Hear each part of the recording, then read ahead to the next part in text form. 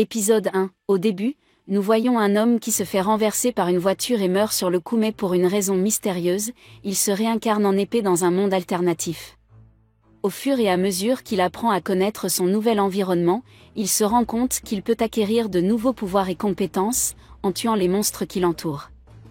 Il remarque que plus il s'éloigne de l'endroit où il s'est réincarné, plus il rencontre de monstres puissants, mais cela lui donne aussi l'avantage d'affronter des ennemis dangereux pour acquérir des compétences plus puissantes. L'épée magique en profite pour explorer de nouvelles régions, devenant ainsi plus puissante.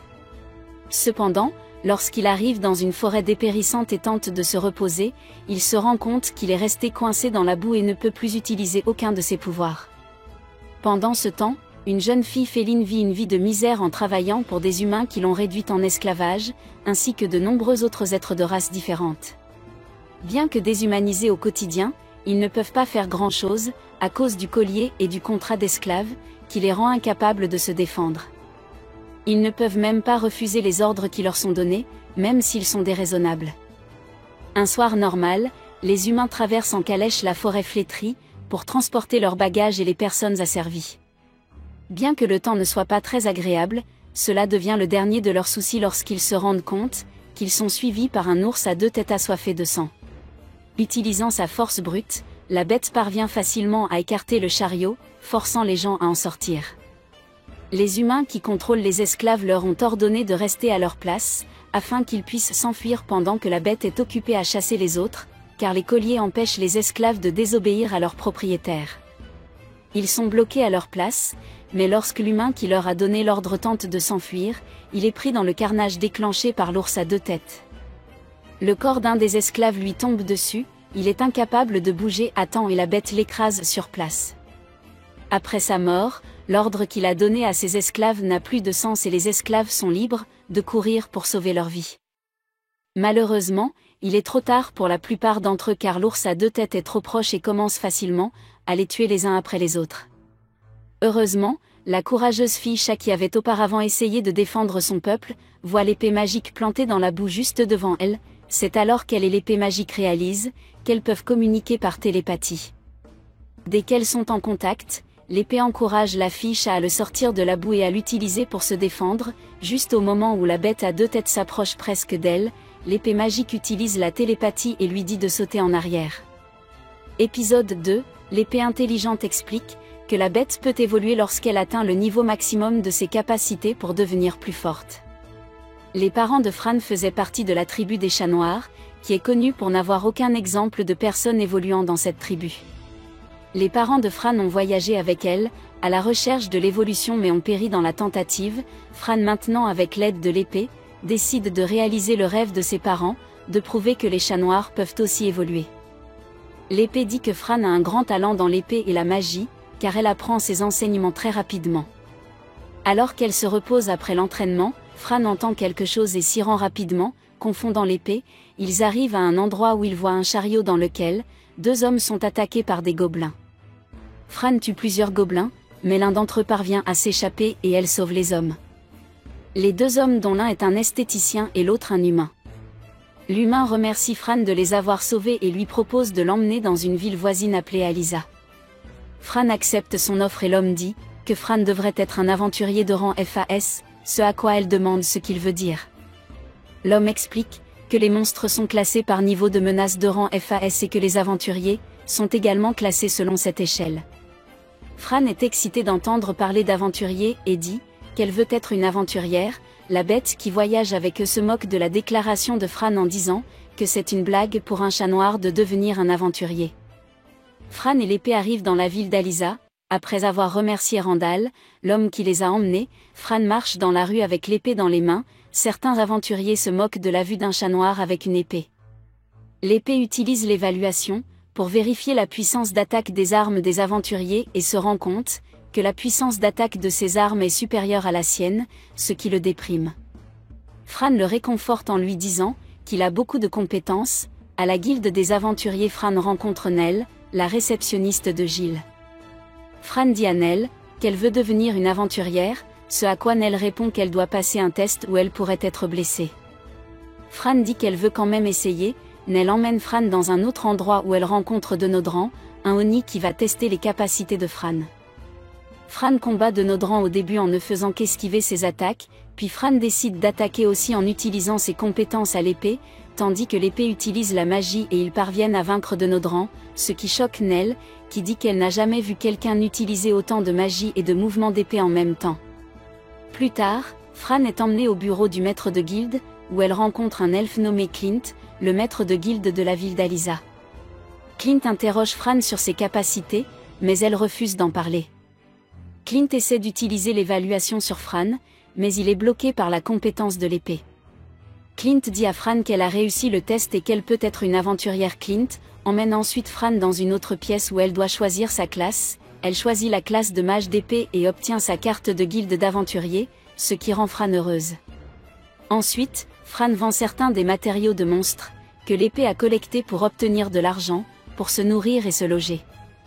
Fran reçoit beaucoup d'argent, ce qui suscite la convoitise d'un groupe d'anciens mercenaires, qui disent à Fran qu'elle a dû faire quelque chose d'illégal, pour obtenir tous ces matériaux. Nell prend la défense de Fran et dit au groupe d'aventuriers qu'ils devraient mourir, ce qui met les aventuriers en colère et ils tentent d'attaquer Nell, mais sont bloqués par Fran. L'un des aventuriers insulte la tribu des chats noirs, ce qui met Fran en colère et lui coupe les jambes. Fran bat ensuite les autres aventuriers du groupe, après quoi Fran quitte le bâtiment des aventuriers, sans savoir qu'un homme a observé l'épée de Fran, et devine que Fran possède une arme intelligente. Épisode 3. Après avoir quitté la guilde des aventuriers, Fran et le professeur cherchent un magasin d'armes pour acheter une armure pour Fran. Dans la rue, ils rencontrent un nain nommé Gazelle qui s'approche de Fran et l'invite dans son magasin d'armes. Le professeur utilise l'évaluation de Gazelle et se rend compte qu'il est forgeron. En chemin, Gazelle dit à Fran qu'il a vu ses talents de combattant à la guilde et que c'est pour cela qu'il l'a invité dans son magasin. Au magasin Gazelle, Fran met l'armure fabriquée par Gazelle, et plus tard, alors qu'ils discutent, Gazelle dit à Fran que c'est la première fois qu'il voit une arme intelligente. Cela amène Fran à se détourner de Gazelle et à le regarder avec méfiance. Le professeur se demande comment Gazelle a pu le connaître, puisqu'il a la capacité de bloquer l'évaluation. Gazelle dit qu'il a utilisé une compétence connue, sous le nom de Site de Dieu pour découvrir le professeur. Gazelle dit aussi que le professeur est une épée très puissante, mais le professeur dit que les armes dans son magasin ont plus de puissance d'attaque que lui. Gazelle dit que la puissance d'attaque de ces armes est forte, mais leur conductivité magique n'est pas aussi bonne que celle du professeur et laisse Fran utiliser le professeur pour couper une épée avec plus de puissance d'attaque que le professeur. Gazelle dit que plus une épée est imprégnée de puissance magique, plus elle aura de puissance d'attaque. Gazelle demande au maître son origine, ce à quoi il répond qu'il ne se souvient pas de qui l'a fabriquée. Gazelle dit que seuls les forgerons divins peuvent fabriquer une épée comme le maître et ce sont aussi eux qui fabriquent les armes légendaires, après avoir dit au revoir à Gazelle, qui va fabriquer un fourreau et une nouvelle armure pour Fran avec les matériaux que le maître lui a donnés. Le lendemain, alors qu'ils partent tous les deux en mission pour récolter des plantes médicinales, ils entendent des bruits de bataille. Fran se dirige vers l'endroit d'où provient le bruit et voit un groupe de 3 aventuriers, encerclés par des gobelins et des gobelins à sangliers. Fran voit que les aventuriers sont en danger et se précipite pour combattre les monstres. Fran et le professeur réussissent à tuer le groupe de gobelins. Les aventuriers remercient Fran d'avoir aidé à combattre les hobgoblins et lui disent que le butin des monstres lui appartient. Fran dit qu'elle ne prendra que le butin des hobgoblins et les aventuriers disent que s'il y a des hobgoblins, cela signifie qu'une débandade de gobelins va se produire, ce qui pourrait mettre toute la ville en danger. Un gobelin qui se cachait utilise une corne pour appeler des renforts. Les aventuriers disent qu'ils vont en ville pour signaler la débandade de gobelins et Fran décide de rester pour combattre les gobelins. Par la suite, Fran, avec l'aide du professeur, combat un grand groupe de gobelins. Le professeur demande à Fran de battre en retraite, mais elle ne l'écoute pas. Il lui demande pourquoi elle ne bat pas en retraite, ce à quoi elle répond qu'elle ne reculera jamais. Épisode 4, Fran et le professeur reviennent à la boutique de Gazelle, où le professeur demande à Gazelle de réparer leur équipement. Gazelle leur demande ce qui s'est passé. Fran lui dit qu'ils ont combattu des gobelins aujourd'hui, et le professeur dit à Gazelle qu'ils ont tué 100 gobelins. Après cela, Fran a un flashback où elle était sur le point d'entrer dans le nid de gobelins, mais le professeur l'arrête et lui dit de revenir en arrière. Sur le chemin du retour, il rencontre d'autres aventuriers, et après avoir inspecté le nid, il réalise que c'était un donjon. Fran va alors voir le maître de la guilde et lui rapporte l'incident. Clint lui demande si, lorsque tu les as tués, l'un d'entre eux a essayé de retourner au nid en courant. Elle répond que non. Cela inquiète Clint et il dit à Fran que c'est parce que le nid était déjà plein de gobelins forts. Fran lui répond qu'un aventurier lui a dit que c'était un donjon. Clint demande à Fran de rejoindre l'équipe, qui se rendra là-bas pour chasser ces gobelins. Il lui dit également qu'il augmentera son rang après cela. Puis Fran demande à Gazelle ce qu'il en est du donjon, ce à quoi il répond que c'est comme un test du dieu du chaos. Dans le donjon, vous trouverez de nombreux monstres et trésors. Fran rencontre ensuite Nell qui lui dit qu'elle était aussi une aventurière. Elle lui parle de différents dieux et Fran lui demande s'il existe un dieu de la guerre. Elle répond par l'affirmative. Elle lui dit qu'à cause de son avidité pour le pouvoir, il est devenu fou furieux et que tous les autres dieux ont uni leurs forces pour le tuer. Le lendemain, tout le monde arrive à l'entrée et à ce moment-là, les lutins commencent à les attaquer. Et c'est tout pour aujourd'hui les gars. N'oubliez pas de vous abonner et d'activer les notifications pour pouvoir regarder d'autres vidéos comme celle-ci. Merci d'avoir regardé.